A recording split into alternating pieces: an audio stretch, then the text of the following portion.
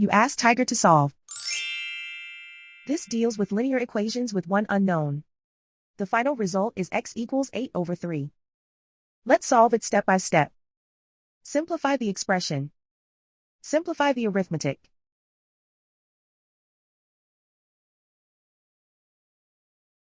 Break up the fraction.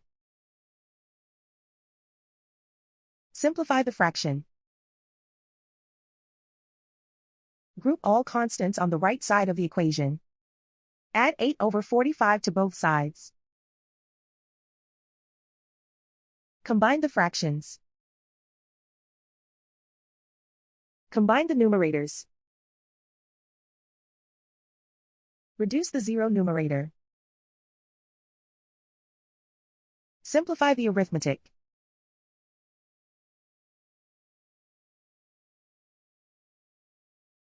Isolate the x. Multiply both sides by inverse fraction 15 over 1. Group like terms. Multiply the coefficients. Simplify the fraction.